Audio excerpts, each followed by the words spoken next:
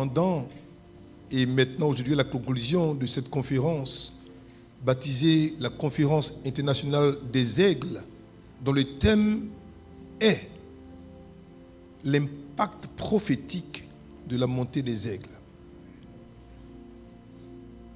Depuis hier, je suis complètement... Je dis Seigneur, mais tu es tellement bon. Quand je regarde comment les choses sont produites, comment ça a été, je me suis rendu compte que lorsque vient le désir de faire quelque chose de grand pour Dieu, l'ennemi fera tout pour nous décourager. Non, tu n'auras pas assez de moyens, les gens ne vont pas venir, le temps est pluvieux, ça ne va pas marcher. Mais en toi, il te dit, si tu peux croire, je peux le faire. Tu veux croire? Je dis oui Seigneur, il dit alors donc on y va. Et le signe que j'ai demandé au Seigneur, c'est, je veux juste que tes enfants comprennent qui ils sont. Qui ils sont. S'ils comprennent qui ils sont, les luttes vont prendre fin. Les batailles vont cesser. Et ton règne va se manifester au travers de leur vie. Et je dis, je vais voir si cette fois-ci, ils vont obéir. Je veux que Emma se tienne debout et on acclame Dieu pour l'église Emma. Et je vais vous expliquer le caractère prophétique de ce thème par rapport à la période de l'histoire dans laquelle nous nous trouvons. C'est pour ça que depuis des années, je préviens, j'annonce, j'avertis. Mais si jusqu'à aujourd'hui tu continues, tu n'arrives pas vraiment à suivre, je me pose une question. Soit tu n'es pas un aigle, ou soit, assurément quelque part, tu as un problème spirituel qu'on doit régler rapidement. Beaucoup a été dit sur l'impact prophétique et sur la montée. Moi, je vais revenir sur l'aspect de l'aigle. Parce que je dis que c'est un problème identitaire, un problème d'identité, un problème de connaissance de qui on est vraiment. Et il y a deux textes que je vais lire. Deux textes. Ézéchiel 1, verset 1, verset 6, verset 10. Et Apocalypse chapitre 4, le verset 1 au verset 8. La 30e année, le 5e jour du 4e mois, comme j'étais parmi les captifs du fleuve du Kébar, les cieux s'ouvrirent. Voyez-vous? Les cieux s'ouvrirent. Qui parle ici? Ézéchiel, qui est un prophète, donc israélite, en déportation justement à Babylone, et qui était logé non loin du fleuve du Kébar. Voyez-vous, le fleuve du Kébar, c'est un affluent de ce grand fleuve-là, et c'est là-bas qu'il va avoir cette extase. Et les cieux vont s'ouvrir. Il va avoir quoi? Des visions divines. Continuons. Il dit, chacun d'eux avait 4 faces, et chacun avait quoi? 4 ailes. Donc il parle ici d'être qui va voir, sortant justement de cette fenêtre, il regarde, il voit 4 êtres qui ont 4 faces et qui ont 4 ailes. Il les voit. Continuons. Quant à la figure de leur face, donc il va préciser ce qu'il voyait, il va donner donc une précision. Il dit, quant à la figure de leur face, ils avaient tous une face. C'est très important de remarquer cet élément. Ils avaient tous une face. Très important. D'hommes. Tous, 4, une face de lion, à droite, voyez-vous, il précise, à droite, tous 4, une face de bœuf, à gauche, et tous 4, une face d'aigle. Donc, vous voyez que déjà, ce que Ézéchiel présente, ce sont des êtres mystérieux, mythiques, particuliers, spéciaux, qui, ma foi, quand il les voit, la première face qu'il voit, c'est la face de l'homme. Faites attention. Ensuite, il dit tous une face de lion à droite, tous une face de bœuf à gauche, et tous une face d'aigle. Il n'a pas précisé. Mais je vais sortir donc, on va dire, dans un repère autonomé, la position de ces êtres et comment ils sont. Vous allez comprendre. Continuons. Après chapitre 4, verset 1, verset 8. Il faut bien me suivre. Après cela, je regardais et voici, une porte était ouverte dans le ciel. Voyez-vous, c'est assez étrange. Mais dans ce texte de chapitre 4 déjà, avant cela, en verset 10, on dit, Jean qui parle ici, dont Jean appelé le divin, dont Jean appelé l'aigle enseignant, va dire, il dit, je fus en esprit. En verset 10, je fus en esprit. Au chapitre 4, il dit plutôt, je vis une porte ouverte dans le ciel. C'est étrange. Il est déjà dans l'esprit. Et il voit une porte dans le ciel. Et voici la première voix que j'avais entendue comme le son d'une trompette. Mon Dieu, une voix comme le son d'une trompette. Et qui me parlait, dit: monte ici et je te ferai voir ce qui doit arriver dans la suite. En fait, l'apôtre Jean, qui est en même temps, on va dire, le bien-aimé Jean, qui est appelé aussi l'aigle Jean, est appelé aussi, je peux aussi dire, le prophète Jean, mais prophète quoi? Circonstanciel. Donc, il va avoir des visions divines, mais plus accentuées que celles d'Ézéchiel. Il va voir quoi? Il voit une porte ouverte dans le ciel. C'est qui tranche. Il ne voit pas la maison, mais il voit une porte ouverte dans le ciel. Et puis le son d'une trompette qui lui parle et qui lui dit: Jean, monte ici. Et je te ferai voir ce qui doit arriver quoi? Dans la suite. Vous pouvez bien me suivre. Verset 2. Aussitôt, regardez, je fus ravi en esprit, et voici, il y avait un trône dans le ciel, et sur ce trône, quelqu'un était assis. Ça, c'est énorme. Quand Ézéchiel parle, il voit des êtres, mais la première face qu'il voit, c'est la face d'un homme. Quand Jean parle, le premier qu'il voit, ce n'est pas la face d'un homme, il voit d'abord quoi? Un être assis. Qui est la face quoi? D'un homme. Question. Qui Ézéchiel a vu et qui Jean a vu? Verset 3, vous allez comprendre. Celui qui était assis, oh mon Dieu, comme il est beau, avait l'aspect d'une pierre de jaspe et de sardoine. Donc il était comme du bronze avec une couleur roussâtre, mais qui était quoi? Étincelante. Et le trône était environné d'un arc-en-ciel semblable à de l'émeraude. Autour du trône, je vis 24 trônes. Et sur ces 24 trônes, 24 vieillards assis, revêtus de vêtements blancs et sur les têtes des couronnes d'or. Du trône sortent des éclairs, des voix et des tonnerres. Devant le trône brûlent 7 lampes ardentes qui sont les 7 esprits de Dieu. Il y a encore devant le trône comme une mer de verre, semblable à du cristal. Mon Dieu, une mer qui est semblable à du cristal fondu. Au milieu du trône et autour du trône, jusqu'à aujourd'hui, je ne suis pas encore arrivé quoi, à me le représenter. Comment on peut être au milieu et en même temps être autour? En matière géographique et spatiale, il est impossible d'être au milieu et d'être autour en même temps. C'est impossible. Ou tu es au milieu, ou tu es autour. Mais au milieu du trône et autour du trône, regarde ce qui va se produire. Il dit, il avait quoi? 4 êtres vivants remplis Dieu devant et derrière. Soit ils sont au milieu du trône, soit ils sont au-dessus du trône. Maintenant, s'ils sont au milieu du trône, donc qui est sur le trône? Parce que pour qu'on soit autour, il faut que quelqu'un soit au centre. Ils sont déjà quoi? Au milieu. Pas à côté du trône, mais du trône. Question. Qui était assis sur le trône, autour duquel quoi? Ces 4 êtres vivants étaient.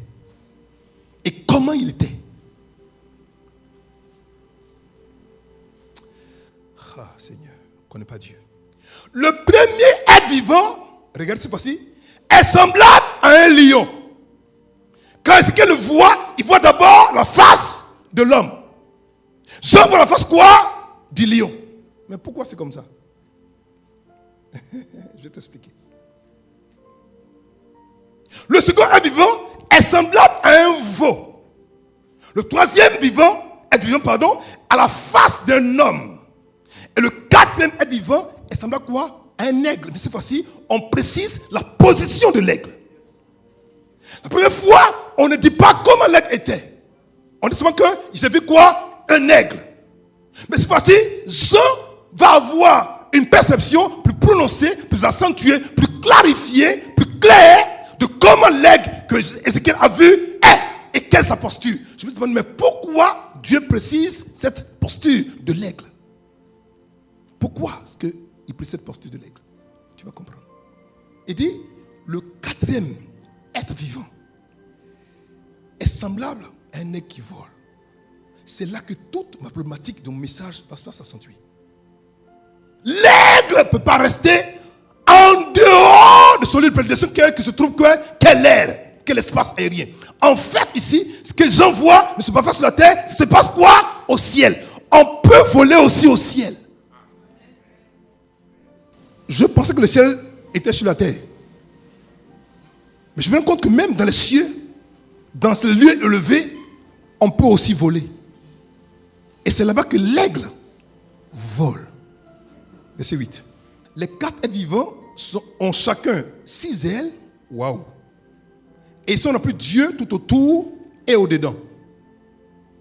Ils ne cessent de dire jour et nuit, Saint, Saint, Saint est le Seigneur Dieu, le Tout-Puissant qui était, qui est et qui vient. En fait, j'ai compris que Ézéchiel a vu ce qu'on appelle les chérubim. Ce sont les gardiens qui gardent quoi? La présence du Créateur. Et qui gardent quoi? Son trône. Maintenant, Jean va plutôt voir des séraphins. Ceux qui sont donc appelés les ardents et les brûlants. Les ailes que Ézéchiel va voir ont 4 ailes. Et les ailes que Jean va voir ont 6 ailes. Mais c'est paradoxal. Ces 2 types d'êtres ont exactement quoi? La même morphologie. À la différence que la première catégorie d'êtres en ont 4. Et l'autre en quoi? Ils en ont quoi? 6. Il y a un qui garde quoi? La présence et le trône. L'autre garde quoi? La pureté et la sainteté du Créateur. Question. Où chacun était positionné par rapport à ce sacerdoce.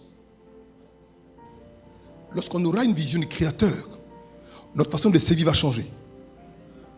Lorsqu'on saura qui est Dieu, qui il est, comment il est,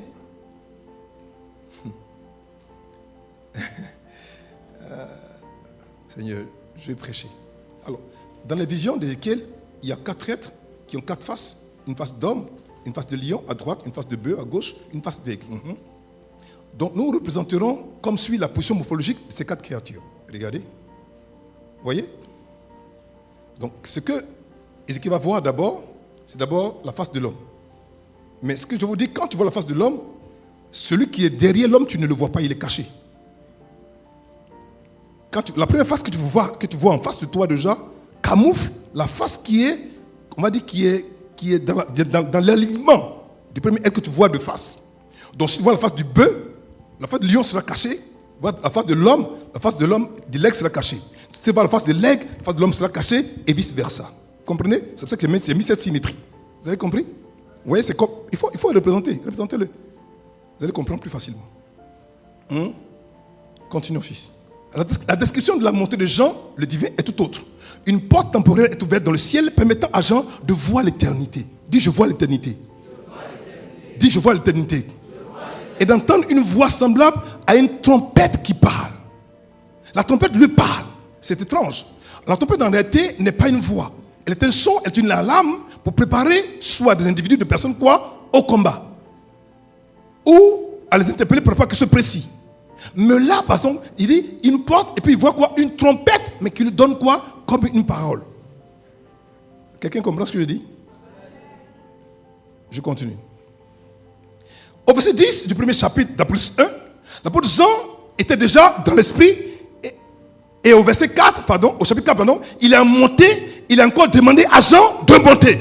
En fait, je me suis rendu compte de quelque chose d'étrange. C'est que la hauteur dans la dimension temporelle est différente de la hauteur dans la dimension céleste. La hauteur. Ce qu'on appelle la hauteur. Dans la capacité humaine, la hauteur peut se mesurer quoi? En mètres. On dit, il est monté à 10 mètres, 100 mètres, 40 mètres, 100 mètres, 200 mètres, 1000 mètres.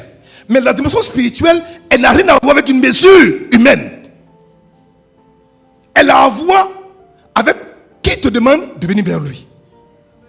Et on parle apprécier quoi? En distance. Jean était déjà dans l'esprit. Maintenant, ce que Dieu voulait lui montrer déjà de sa position, il ne pouvait pas le voir. Il fallait que Jean change de position spirituelle pour voir l'éternité, voir l'avenir, voir ce qui vient au loin. Et Dieu dit à Jean, Jean, ne reste pas là où tu es. Comme tu portes la notion, la dimension, le mystère, la grâce, la faveur, l'impact, le pouvoir, la capacité de l'aigle, Jean, de là où tu es, je te donne, monte ici. Et Jean en même temps est monté. Et c'est lui, Jean, le bien-aimé, qui est monté et qui atteint le stade là où se trouvait l'homme qui lui parlait, qui va dire les choses que je vous dis maintenant. Si Jean n'était pas monté, jamais on n'aurait eu assez quoi? À la révélation ou à l'Apocalypse. Il dit, comme cette première montée n'est pas suffisante, pour voir ce qui devait arriver quoi dans la suite. Je comprends une chose, qu'en fait, à l'arrêté, on peut savoir de quoi devait sera fait si on peut monter. Ils ne m'ont pas écouté. Je reprends. En réalité, on dit, personne ne connaît l'avenir. Personne ne sait demain, c'est faux. On peut savoir demain si on peut monter. Je dis, le Seigneur dit à Jean, monte ici pour voir ce qui va arriver dans la suite. Donc, pour voir ce qui va dans la suite, il faut faire quoi? Monter. Si tu restes là où tu es, tu verras les choses qui sont liées quoi? À ta position de là où tu es arrivé. Plus tu montes, plus tu vois. Moins tu montes, moins tu vois. Plus tu te lèves, plus tu as la capacité quoi? D'atteindre des sphères que les autres comme toi ne peuvent pas atteindre. En fait, il m'appartient dans ma spiritualité de déterminer le niveau de connaissance de l'avenir que je vais avoir. Alors, regardez ce schéma. Dans le premier schéma, celui qu'on voyait, c'était qui? Dans le second schéma, celui qu'on voit, c'est qui? Mais où se trouve l'homme maintenant? Ça veut dire quoi? Le lion a caché quoi? L'homme. Et je dis au Seigneur, pourquoi pour Ézéchiel, il a vu d'abord l'homme, et pour Jean, il voit d'abord le lion. Et parce qu'en fait, au temps d'Ézéchiel, Ézéchiel était quoi? En déportation. Donc en montrant l'homme, je vais le dire à Ézéchiel qu'il y a un autre roi plus grand que le roi qu'ils ont mis quoi en déportation, qui lui est un roi qui ne meurt pas. Maintenant, dans la dimension de Jean, il montre plutôt le roi dans la dimension quoi? Du Seigneur qui sera ressuscité, qui est puissant. C'est celui qui est le concurrent des âmes. Alors le lion révèle la nature de Dieu qui n'a rien à voir avec celle de l'homme. Le lion montre la capacité de Dieu de se ressusciter ou bien de revenir à la vie. L'homme montre sa capacité quoi? À vivre et être un peu puissant. Un homme naît, un homme peut mourir. Un lion, tellement il est puissant qu'on pense qu'il ne peut pas mourir. Mais il développe quoi? La dimension de royauté du Créateur.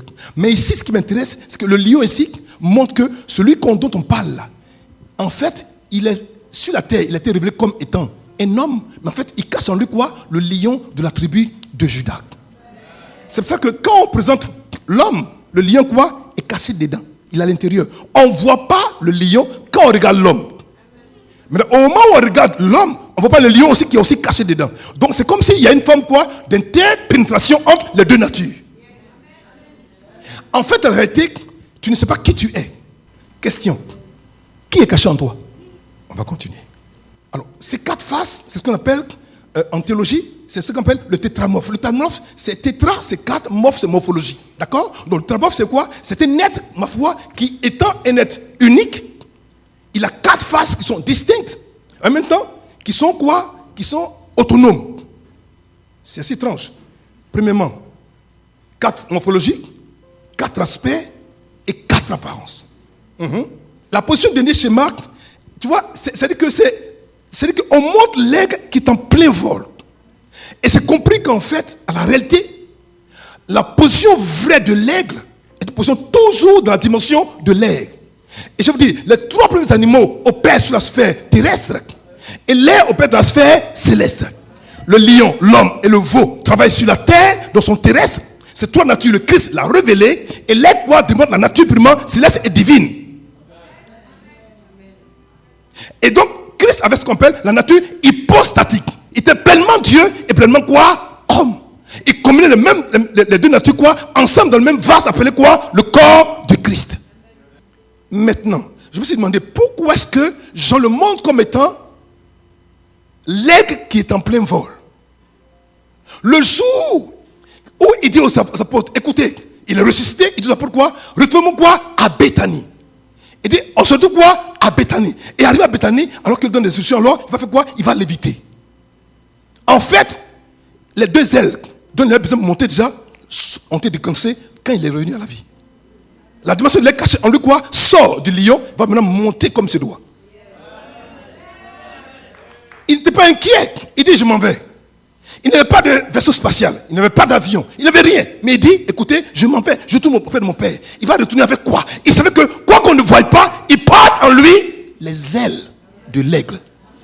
Parce qu'en fait, en réalité, quoi? C'est l'aigle divin par excellence. Ça va? Continuons. Le tétramorphe est l'emblème par excellence du Seigneur Jésus-Christ. En effet, le grand et puissant Dieu fut, premièrement, il fut homme par sa naissance. Ensuite, il fut veau par sa mort. Il fut lion par sa résurrection. Et il fut aigle par son ascension. Voilà les 4 sens de la nature. Homme par sa naissance, veau par sa mort.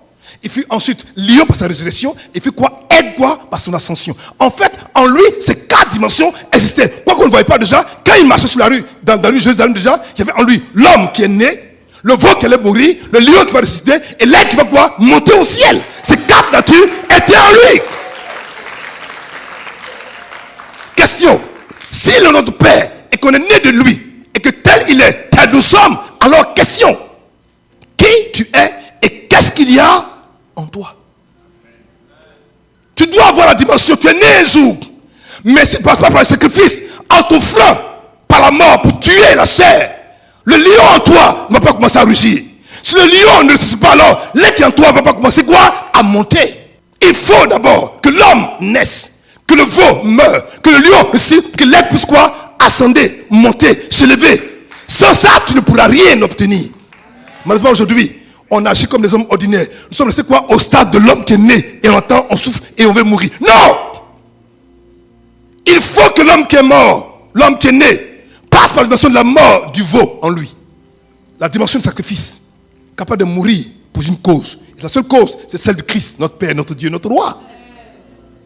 Ensuite, quand tu meurs comme un veau, tu vas revenir à la vie comme un lion. Et quand tu reviens à la vie comme un lion, tu vas monter au ciel comme un aigle. En fait, le jour qu'il montait avec 4 faces. La face de l'homme, la face du veau, la face du lion et la face de l'aigle.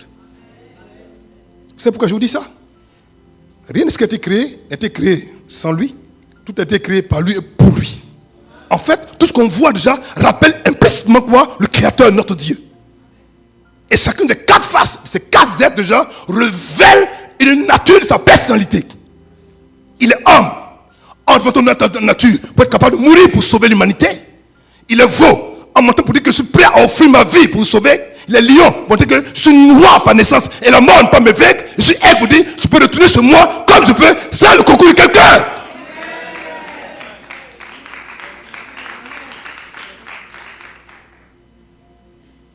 Ça va? Doucement, doucement, on va y arriver. Le Christ est homme. Le Christ est veau. Le Christ est lion. Et le Christ est aigle. Il est homme. Dis, il est homme. Il est veau. Il est lion. Il est aigle. Alors, le Christ peut tout exprimer. Et je me suis rendu compte qu'en fait, il y a des fois où, quand je pousse un peu plus ma consécration, ma capacité de voir, d'opérer dans certaines dimensions me surprend. Je dis, donc je peux arriver. Il dit, parce qu'en réalité, tu ne soupçonnes pas qui sommeille en toi. Tu n'as pas idée de qui sommeille en toi jusqu'au jour où tu prends conscience de ces réalités et que tu veuilles changer cette situation.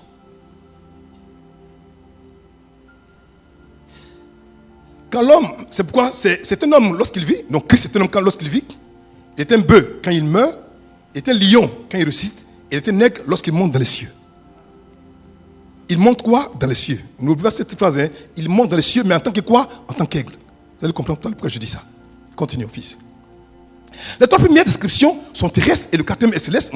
Jean le divin est celui qui va recevoir la dernière et entière révélation. En fait, c'est comme si ce qu'il a vu de Jacques, le Seigneur voulait qu'on ait une plus grande clarté de comment se trouve quoi, les êtres se trouvent quoi autour du trône. Donc, lorsqu'il est enlevé, c'est comme si le voile qui cache l'éternité du temps, voyez-vous, parce qu'il y a un voile entre nous et l'éternité. C'est un voile. C'est même pas un espace temporel, c'est un voile. C'est un voile. En fait, le ciel, c'est pas loin. C'est pas que c'est loin. Ça, c'est pas dans le spirituel. L'éternité, on ne se mesure pas quoi en temps, en distance. Ça se mesure en un rapport d'éternité.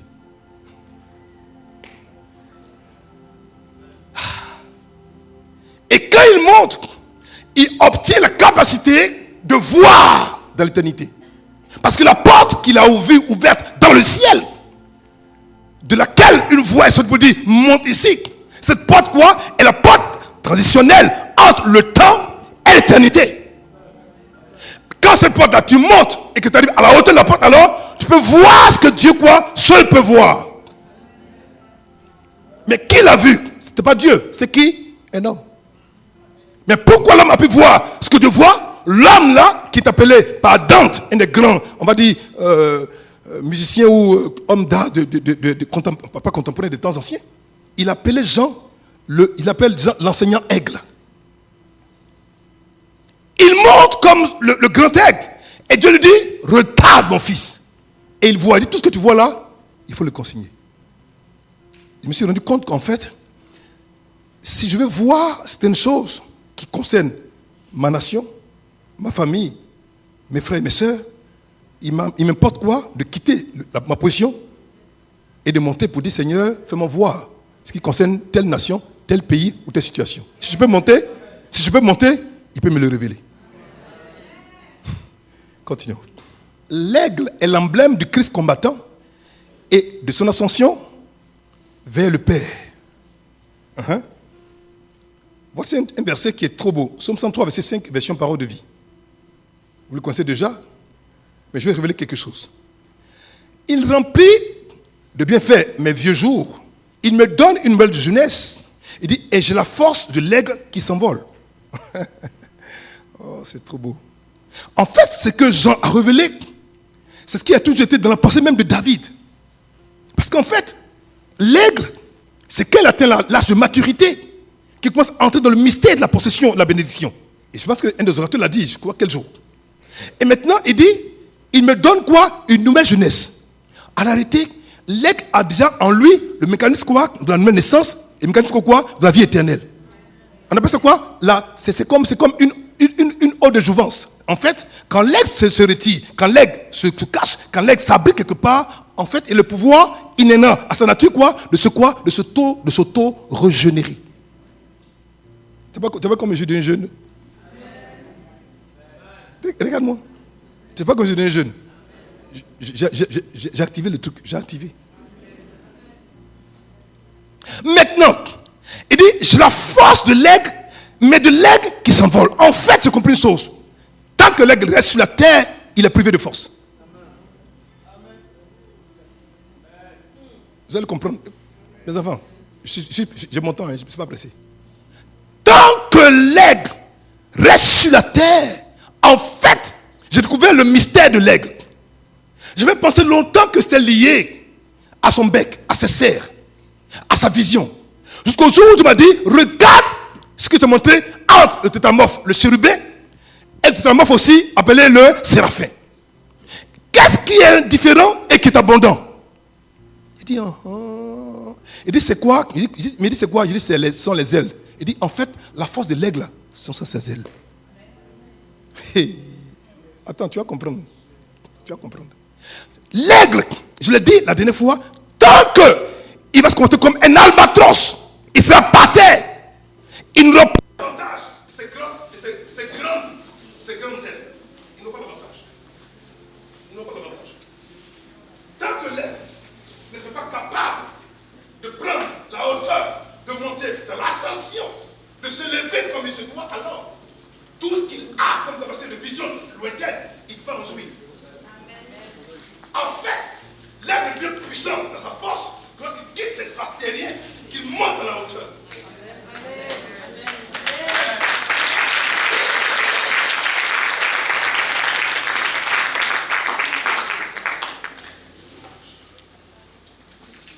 Il précise pour dire, au verset 5 du psaume 103, il dit, et j'ai la force de l'aigle. La force, j'ai la force de l'aigle, mais tu fais quoi? Qui s'envole. Tant que l'aigle ne s'envole pas, la force que Dieu a déposée en lui, dans sa vision, dans ses serres, dans tout ce qu'il a déjà de son cri, ne peut pas voir la portée que Dieu lui reconnaît. Amen. En fait, l'aigle a une prédilection qui est quoi? Les airs. Tant que l'aigle n'a pas les airs, il n'est pas un aigle. Il est quoi? Un moineau. Alléluia. Pour avoir la force. Le mot force en grec, c'est 4 mots. 4 mots. Dunamis. L'aigle a un pouvoir dynamique intérieur à son corps. Ensuite, c'est kratos, une force brute, sauvage et puissante. L'aigle opère dans la dimension énergia. L'aigle a en lui une énergie divine, forte, puissante. Je te dis, quand tu parles de l'aigle, tu seras choqué. Il est... Oh. J'ai découvert ça, j'ai dit, waouh, ça c'est moi ça. J'ai dit, mais ça c'est moi. Il dit, ça c'est moi ça. L'aigle, il a une autorité qui est telle que lorsqu'il prend son envol dans les airs, tous les oiseaux disparaissent. Il établit son règne. Quand il pousse son cri, même le faucon se cherche. Je te dis, j'ai étudié le cri de l'aigle. Ce matin que j'en parlais. Tu vas juste donner un peu de bribes et tu vas comprendre. De façon. Le problème avec les chrétiens aigles, c'est qu'ils ne sont pas dans leur lieu de vie naturelle, c'est-à-dire dans les airs, en train de faire quoi? De s'envoler. Les chrétiens aigles marchent, ils courent, mais ils ne s'envolent pas. Alors qu'il a été dit par la prophétesse Dominique Bamba, le premier jour, que c'est quand les aigles se lèvent que la gloire se révèle. En fait, quand ma fille a donné cette phrase, je l'ai saisie et dit, ouf, elle a compris le sujet. En fait, à la réalité, l'aigle ne peut déployer ce qu'il est foncièrement, ce qu'il est pleinement, ce qu'il est puissamment, que si seulement si il quitte quoi? La sphère terrestre pour prendre quoi? La sphère quoi? Aérienne. Son lieu où il est aigle, c'est quand il est quoi? Là-haut. Mais en bas, il devient quoi? Un poulet. Alors, aigle Ema, ta gloire ne s'est pas encore révélée parce que tu n'es pas encore levé. Tu n'es pas encore monté. Lève-toi, mon fils. Lève-toi, ma fille. Monte. Et ta gloire cachée va se révéler. Et le monde quoi? Te verra. En fait, Dieu n'a pas pris sur lui de t'élever. Non. Il t'a déjà élevé. Je reprends. Dieu, il n'a pas le fardeau sur lui de t'élever toi. Seigneur, élève-moi. Non. Quand il t'a créé, il a déjà déposé en toi déjà le potentiel de ton élévation. Et ce potentiel d'élévation, tu ne pourras en jouir que si seulement si quoi, tu te mets dans ton lieu de prédilection. C'est là où tu as opéré, c'est pas sur la terre, c'est dans les airs. Tu veux qu'on te voie? Monte. Dites-moi, quand je suis ici, et puis quand je suis ici, comment vous me voyez? Mieux ici? Mieux ici? Mieux ici? Mieux ici? Moins ici? Mieux ici? Mieux ici? Mieux ici. En fait, plus je suis en hauteur, mieux je vois l'église. Moins je suis en hauteur, moins je vois l'église. Plus je descends et moins je peux voir ce qui passe dans l'église. En réalité, c'est la même chose que Dieu a fait quoi avec Jean. Tant que Jean était à terre, il ne pouvait rien voir. Quand il est rentré dans l'esprit, il a commencé à avoir des visions nocturnes. Mieux, Dieu a dit, là où tu es, c'est bien. Mais ce n'est pas encore l'endroit rêvé. Tu veux voir l'avenir, fils, monte ici. Et monte ici, c'est ici. Je peux dire, qui sont venus à l'église aujourd'hui, qui sont venus à l'église? À partir, je peux tout voir. Si tu montes ici, on te verra. Tu veux qu'on te voie dans ta famille? Monte ici. Tu veux qu'on te voie dans ton travail? Monte ici. Qu'on te voie dans tes affaires? Monte ici. Partout où tu vois alors, ne reste pas là où tu es alors. Il faut quoi? Monter. Il faut quoi? Ascender. Tu n'as pas le choix. Ce n'est pas négociable. C'est obligatoire. Il ne peut pas avoir de révélation. Il ne peut pas avoir de révélation sans quoi? Monter. Ce n'est pas possible. Ce qui est élevé est plus visible que ce qui est à terre. C'est ce qui ressort du test de base. En fait, l'élévation vient de la séparation, de la consécration. L'aigle se cache pour se montrer. Tu ne te caches pas, on ne te verra pas. Parce que quand tu te caches, tu vas opérer et puiser dans ta capacité inhérente de régénération, de renouvellement, de puiser dans ta force de jouvence. Et quand tu ressors, ton potentiel de puissance quoi est à disposition. Alors tu peux pouvoir prendre facilement quoi? Ton envol. Quand l'aigle n'est pas là, alors le moineau, le cabri, les lézards, tout ce qu'il y a comme corbeau, ils sont criés dans le ciel. Parce que l'aigle est resté quoi? Dans le rocher. Mais quand il sort, qu'il déploie ses ailes, qu'il pousse son cri, qu'il commence à regarder, tout le règne dans le monde des airs, tout le monde se cherche. on dit le patron arrive. Le chef arrive. Le grand patron arrive. Le maître arrive. Le roi arrive. Néché arrive. Aquila arrive. Et ils sont obligés quoi? De dégager. Ils contrôlent les airs. Il possède les airs. Il maîtrise les airs. Il est le Seigneur des airs. Il est le roi des airs. Il est le puissant des airs. Il est le plus fort des airs. Il est le maître. Maître. Ma fille, tu vas voir que dans un domaine particulier de ton caractère, il y a une façon de faire que si par exemple tu sais tricoter, si on te demande de coudre, tu auras du mal à coudre parce que tu vas coudre et tu sais tricoter. C'est pas vrai? Donc, envoie les gens dans le domaine dans lequel tu es la plus forte. L'aigle, là où il est le plus fort, c'est pas qu'il est à terre, c'est qu'il est en haut. Parce que c'est le seul qui révèle quoi? La nature divinité du Créateur. Et là où il y a la divinité, on ne se confond pas avec ce qu'il y a à terre. On se sépare, on se tâche. C'est ça que la consécration est une nature inhérente à la nature et la position, la posture de l'aigle. Si tu es un aigle que tu n'es pas consacré, en fait, tu as été montré au monde que tu n'es pas un aigle. Alors, il y a 3 saints qui sont Épiphane, enfin, et Saint Isidore et Saint Ambroise, sont 3 saints qui ont vu en ce que David en dit dans 63, verset 5, une description claire et nette du Seigneur Jésus-Christ de Nazareth. Et voilà ce qu'ils ont dit. Je me suis permis de vous rapporter ce texte. Regardez ce qu'il dit. Il dit, il n'est à proprement parler qu'un seul et véritable aigle. Isidore, Saint Ambroise, c'est des fous. Il dit, il n'est à proprement parler qu'un seul et véritable aigle. Regardez, il dit, c'est Jésus-Christ, notre Seigneur, dont la jeunesse a été renouvelée alors qu'il est ressuscité des morts. Et regardez déjà, depuis les années 1100 combien? 900, 500. Regardez, ces 3 saints avaient déjà percé le mystère de savoir que, en fait, Jésus-Christ là, c'est lui quoi? Le véritable aigle. Oh, oh. Seigneur mon Dieu, quelle révélation, quelle révélation. Continuons. Alors, dans la dimension physique, l'aigle mange la chair et boit le sang. Comme il ne mange pas de charogne, il va chercher chaque jour quoi? Sa nourriture. Parce que physiquement, naturellement, l'aigle là, il mange la chair et il boit le sang. Donc, alors que la chair et le sang, qui a dit manger ma chair et vivre mon sang? Qui a dit ça? Donc, en fait, déjà, même sa nature même déjà montre déjà que quand le Christ parle déjà, ça l'identifie comme étant l'aigle par excellence. Il dit, ceux qui mangent ma chair, qui ne boivent mon sang, n'a pas la vie en lui-même. On n'a pas la vie éternelle. Donc, au moment où le Seigneur parle ainsi, pour ceux qui ont la vision complète, pour dire, ah, en fait, voici l'aigle authentique. Parce que la vie se trouve quoi? Dans la chair et dans le sang. Tu peux être un aigle et puis ne pas aimer manger la chair et boire le sang. Or, selon le thème de vie qui s'appelle verset 11, la vie de toute chair, c'est dans son quoi? C'est dans son sang, dans son âme. Je dis, je suis clair avec ça. La vie cachée dans la chair et dans le sang va venir quoi? Restaurer, renouveler, recharger la vie éternelle qui est déjà quoi? Et en notre esprit. Oui. Ça, c'est dans la dimension naturelle. Il mange la chair, il boit le sang. Regardez. Si le Seigneur est le vrai aigle, dont tous ses enfants nés de lui sont des aigles, et là se trouvera le corps du vrai aigle, les enfants font quoi? Ils vont se rassembler.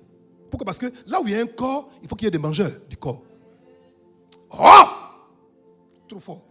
Là où il y a un corps, il faut qu'il y ait des mangeurs du corps. Alors que seul l'aigle mange le corps et boit le sang.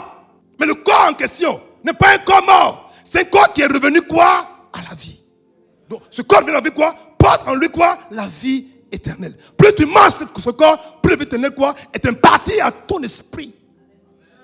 Le Seigneur Jésus, le vrai aigle, a toujours eu un projet pour toi. Oui, pour toi. Il te veut toi, et veut que là où lui il est, toi tu sois aussi. Où se trouve le Seigneur actuellement? Vous savez où se trouve le Seigneur? Vous me regardez. Ils se disent, mais si ils disent, ils vont dire c'est faux. Où se trouve actuellement le Seigneur Jésus-Christ de Nazareth? Il se trouve où? Il est où? Il est au ciel, d'accord. Au ciel, le Seigneur sur la terre. Bon, maintenant, s'il veut que tu sois là où il est, donc toi, tu dois être où aussi? Maintenant, est-ce que tu sais qu'on peut être sur la terre et être au ciel en même temps? En fait, tu n'as pas été créé pour vivre sur la terre. La terre est ton lieu de naissance biologique. Mais tu as une naissance d'abord spirituelle. On a 2 naissances. Hein? Nous sommes nés comme des esprits. Et cet esprit était placé dans un corps. Le jour que tu es né quelque part, où tu es né? Tu es né où? Voilà, à Daloa. Quand tu es né à Daloa, là, ce n'est pas ta naissance vraie. C'est ta naissance pour ton séjour sur terre qui est ta loi. Mais en réalité, tu t'origines quoi? Dans l'éternité. C'est vrai qu'à un moment donné, tu passes dans un endroit petit. Quand tu dois venir ici déjà, tu n'es jamais parti là-bas. Parce que Dieu a déjà en toi, déjà la connaissance éternelle est déjà en toi, en ton cœur, en ton esprit. Alors, notre texte de base, Deutéronome 32, verset 11 à 13. Pareil à l'aigle qui éveille sa couvée, c'est fort, hein? Le mot pareil à l'aigle. Pareil à l'aigle. En fait, quand on voit l'aigle faire, c'est ce que le Seigneur fait. En fait, aujourd'hui, ce que tu sens maintenant, la tribulation que tu vis maintenant, ce que tu vis maintenant, en fait, il a dit toi, il t'éveille. Il t'éveille. Il te dit, ne reste pas là. Ce n'est pas ta place. Tu dois monter. Tu dois monter. Tu dois te lever. Donc, il faut pour te montrer comment on fait. Regarde mon fils. Fais tes secondes. Fais ton père comme ça. Il te montre. Donc, il élève sa portée pour que la couper. Ah, maman. Ah, tu regardes comment il fait. Regarde mes petits. Maintenant, on dit, voltige ces petits. Donc, ici, l'élément qu'on regarde ici, c'est l'élément quoi? Voltiger. Voltiger, quoi? Il faut avoir quoi? Des ailes. Donc, vous voyez que l'élément aile soit quoi? Mis en exergue ici plusieurs fois. Ensuite, on dit, déploie ses ailes. Maintenant, regardez, on dit, les prends. Ce n'est pas français. Un aigle ne peut pas prendre un autre aigle, ce n'est pas possible. Pour prendre, il faut avoir des mains. Je vais te montrer qu'à l'arrêté, il parle ici de Christ. Pourquoi? Parce que quand tu vas regarder le chérubim ou bien les chérubins, en bas des ailes, il y a des mains. Et c'est la seule fois où le grand Dieu s'identifie à l'aigle pour dire, comme l'aigle fait là, c'est ça que je fais avec toi. Tu me vois avec des ailes, mais en fait, j'ai aussi des mains. Tu me vois avec des mains, mais j'ai aussi quoi? Des pattes comme un veau. Mais j'ai aussi quoi? Une crinière comme un lion. Et j'ai aussi un visage comme un être humain. Fais attention. En fonction de ton besoin, il va révéler la nature dont tu as besoin. En fonction de ton besoin, il va révéler la nature dont tu as besoin. Ça va? Est-ce qu'on peut acclamer le Seigneur? Le verset 11 est un trésor. Il dit, les prend, les porte sur ses plumes. Ah ouais? C'est bizarre ça. Les porte sur ses plumes. Pas son dos, son bras, mais sur ses plumes. Pourquoi les plumes? Pourquoi? D'abord, l'aigle va voltiger, ensuite, il déplace ses ailes, maintenant, les porte quoi? Ses plumes. Donc, vous voyez que dans ce seul test de verset 11 de Jacques, l'accent est placé quoi? C'est l'élément elle. Verset 12. L'Éternel seul a conduit son peuple. Ouh! Donc, le pareil à l'aigle là, c'est qui? L'Éternel. C'est pour dire, l'Éternel éveille sa couvée, voltige ses petits. C'est ce qu'on veut dire, c'est ce que ça veut dire. En fait, c'est ce que ça veut dire. C'est ce que ça veut dire. C'est l'Éternel qui le fait. En fait, souvent, tu vois que tu passes par un moment difficile, compliqué. Tu penses, non, ce n'est pas que tu es en train de passer par un moment difficile, non. Il est en train de t'entraîner.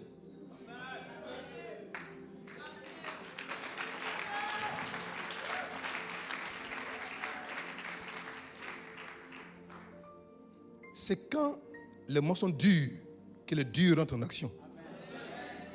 Je ne sais pas ce que tu vis maintenant. Tu as l'impression que c'est la guerre d'Armageddon. Que c'est une guerre mondiale dans ta vie. En fait, ma fille, mon fils, en fait, le maître, il regarde tout. Il est en train de t'entraîner. Je te dis une chose, même quand c'est compliqué, il y a une petite voix pour te dire, ne baisse pas les bras. Demain là, ça va aller. C'est pas vrai? C'est pas vrai? Parce qu'il y a une nuance entre la malédiction et puis l'épreuve. Quand on est maudit là, on sait que demain ça va pas aller. Mais quand c'est une preuve, c'est que c'est compliqué, mais c'est que tu veux me lâcher, mais il y a une petite voix. C'est la voix de l'Éternel, l'aigle qui parle à ton cœur pour dire, mon fils, ma fille, je suis en train de quoi? Je t'entraîne. Je vais te rendre comme moi, fort, puissant, capable de relever quoi? Les défis. Ne baisse pas les bras.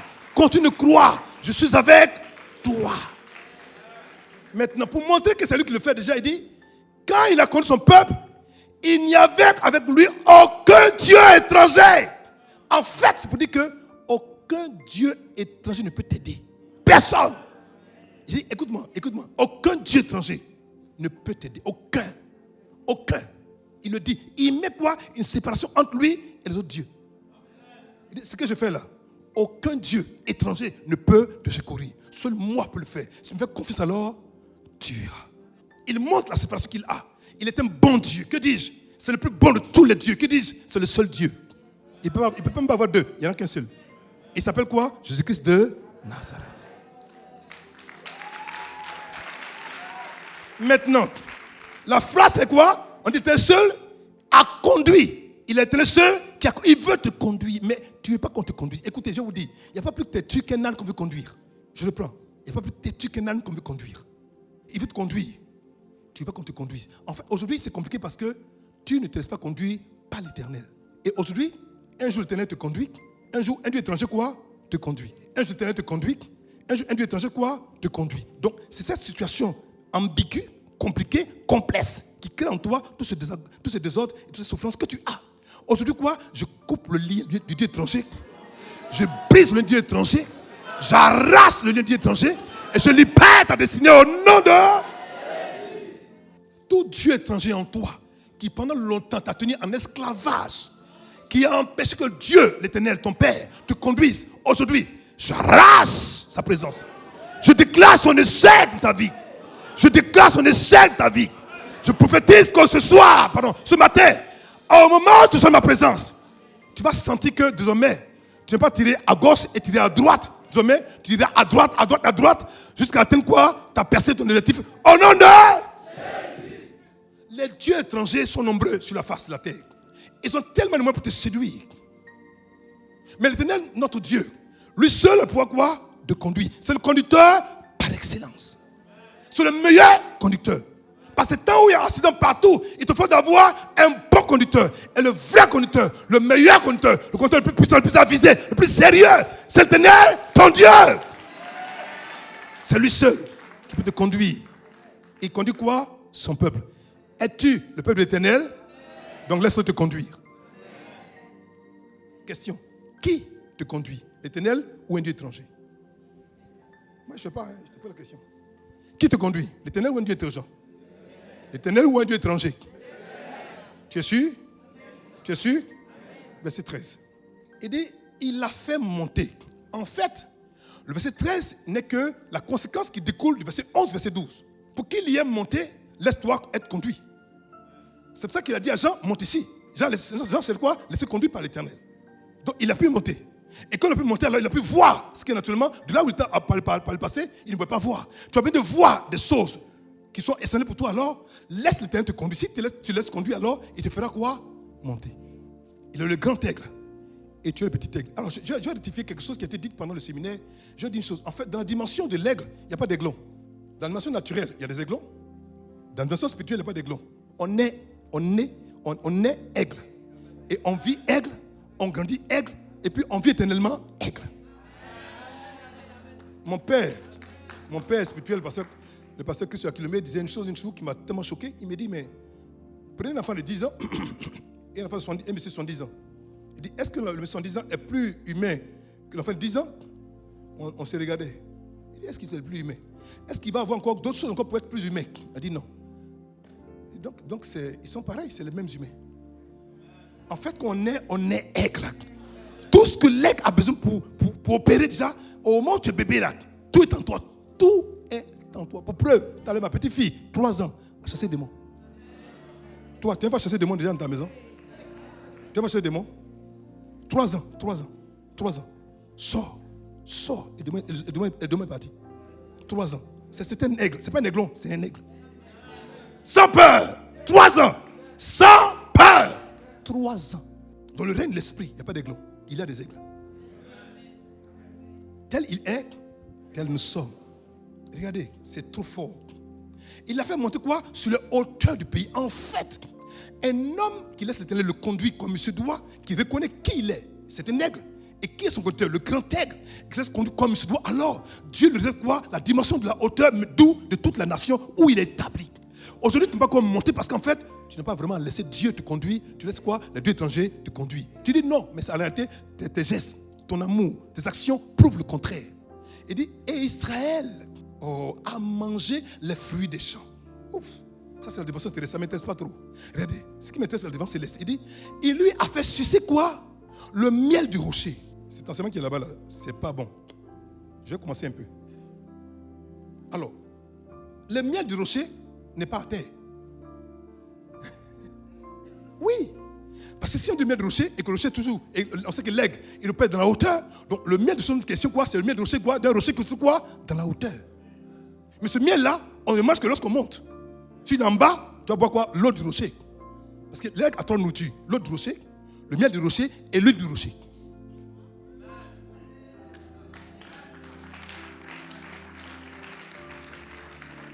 Lorsqu'il fait monter l'aigle dans la hauteur, quand on dit l'aigle, je parle de toi, en fait, il ne peut recevoir la capacité de sucer le miel du rocher que c'est seulement s'il entre dans ce lieu de prédilection qui est lié à la position d'aigle.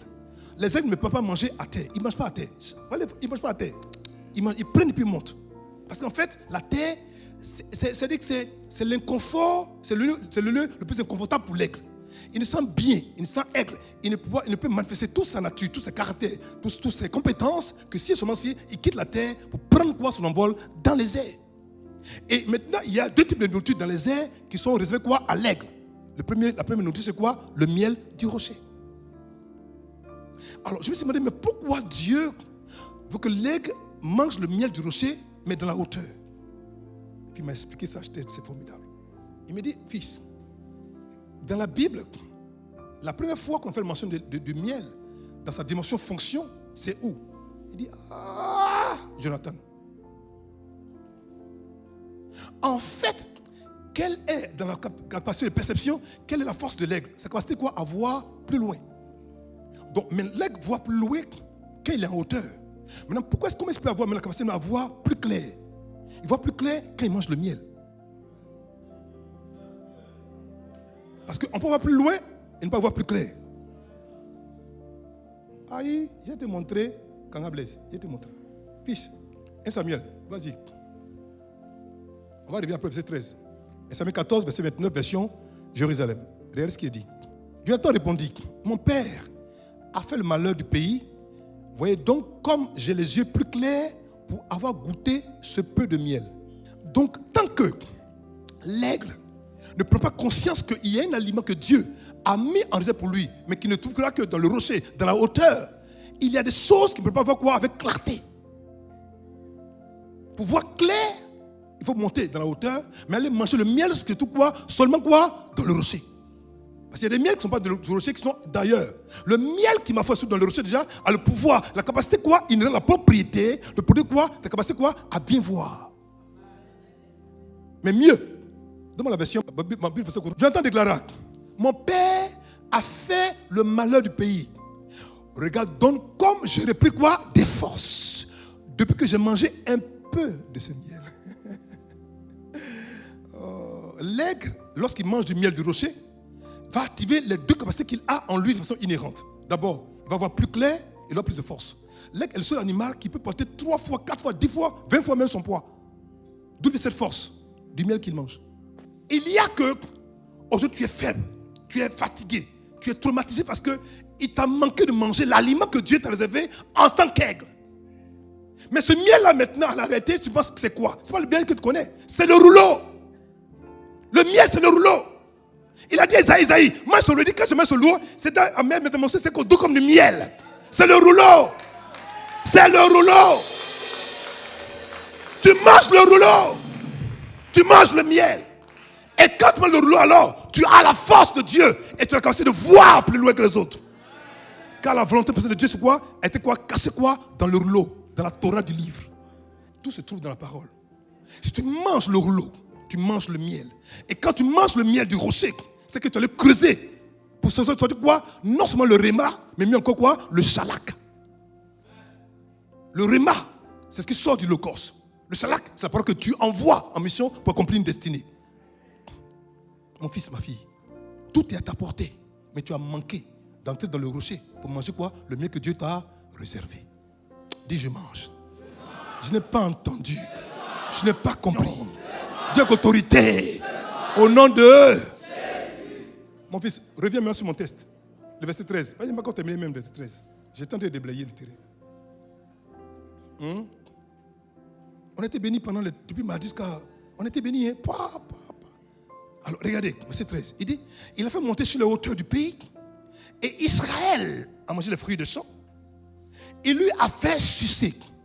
Le miel du rocher, maintenant, regardez. Il dit, l'huile qui sort du rocher, quoi? Le plus dur. Donc, il y a rocher et il y a rocher. En fait, il y a une autre dimension de rocher qu'on appelle, le rocher caché dans le rocher qu'on appelle le granit. Le rocher, en fait, notre question ici, c'est un rocher qui est caché quoi? À l'intérieur du rocher, mais que ne peut manger que ceux qui ont la capacité quoi? De ne pas rester au stade du miel. Donc, que tu ne fais au stade du miel, alors tu peux avoir accès maintenant à la position de l'huile. S'il est vrai que le miel ouvre ta vision et l'éclaircit, et que le miel te donne la capacité évidemment d'avoir la force, que va faire l'huile?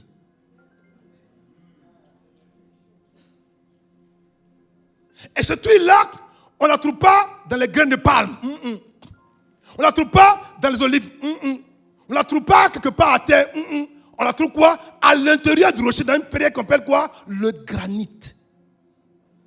Je te dis une chose. Quand tu bois l'eau du rocher, en bas, tu es aigle. Quand tu manges le miel dans la hauteur, dans le rocher, maintenant quand tu manges maintenant l'huile, en fait, ce sont les trois nourritures qui sont capables pour Dieu, qui ont pour Dieu le moyen quoi, de nourrir l'aigle par la dimension de la maturité. Pas pour devenir aigle plus grand, non, la maturité spirituelle. L'eau qui est bue, c'est l'eau qui t'assied à tout le monde. C'est le gosse. Le miel que tu bois, c'est le réma. Maintenant, l'huile, c'est le chalak. Et l'huile a pour symbole quoi? En hébreu, le mot huile, ce qui m'intéresse, c'est le mot shemen. Sinon, il y a plus de temps. Il y a baoula, non, c'est la dimension shemen de l'huile. Donc, la dimension shemen de l'huile, en hébreu, c'est lui qui te fait quoi? L'huile, qui donne de l'éclat, qui te donne quoi? D'avoir un impact différent. Quand tu es shemené, en fait, quand on te regarde, tu es porté quoi? Dans la gloire. Alors, hier, je disais, vendredi soir, à mon fils, quand il prêchait, il disait que l'aigle vient de l'eau. J'ai dit, c'est juste. Je lui ai dit, mais en fait, l'aigle vient de l'eau, mais en fait, il vient des cieux. Je vais expliquer. Matthieu chapitre 3, vous allez voir que le Seigneur Jésus-Christ de Nazareth est au baptême devant Jean. Et puis la Bible dit qu'au moment où Jean accepte de baptiser, on dit les cieux s'ouvrent. Et maintenant, on voit l'Esprit descendre sous la forme corporelle d'une colombe. Mais je vous dis qu'en fait, ce n'est pas une colombe. C'est un aigle qui est descendu. Je vais t'expliquer. Regardez. Le texte dit que l'Esprit descendait quoi? Sous la forme de l'aigle, de la colombe. Parce qu'à l'époque, en Israël, on ne va pas aller comme ça. Ce qu'ils voient d'habitude, c'est la colombe. Il ne voit pas d'aigle. Donc, il a décrit ce qu'ils sont habitués à voir. Mais en fait, la colombe peut pas aller dans les cieux. Seul l'aigle est l'animal capable de quitter la dimension, la terre, de monter pour aller dans les cieux. Il y a des choses que quand vous ne comprenez pas, vous pouvez les traduire dans la façon humaine, pourtant ce n'est pas le cas. J'ai dit tout à l'heure, quand je montrais le tatamorphe, que derrière l'homme se cache quoi? L'aigle. Il est monté avec quoi? Les ailes d'aigle. Donc ça ne peut pas être une colombe qui est descendue sur lui. Parce que ce qui est descendu sur lui, quoi? Elle est sur lui. Et ce qui est descendu sur lui, quoi, qui l'a fait monter après. Oui. C'est pour ça qu'il est venu. Il est venu pour l'équiper le problème, pour que le jour où il a fini, il puisse repartir comme il est venu. Mais il fallait quoi? Pour repartir, il faut quoi? Les ailes de l'aigle. C'est pour ça que quand l'église, qui est l'église? Qui a l'église? C'est le Christ. Quand la femme a reçu les deux ailes de l'aigle pour s'envoler, la femme c'est qui? C'est aussi l'église. Mais pourquoi elle donne les deux ailes de l'aigle? C'est les deux ailes, c'est pour qui? C'est pour l'époux, la tête. Donc si l'épouse a eu les deux ailes, c'est que l'époux aussi avait d'abord les deux ailes. Et c'est ces ailes qu'elle a pu monter. En fait, en réalité, ce n'était pas une colombe. Ça descendait comme une colombe, mais en fait, c'était un aigle qui descendait. Que Dieu vous bénisse.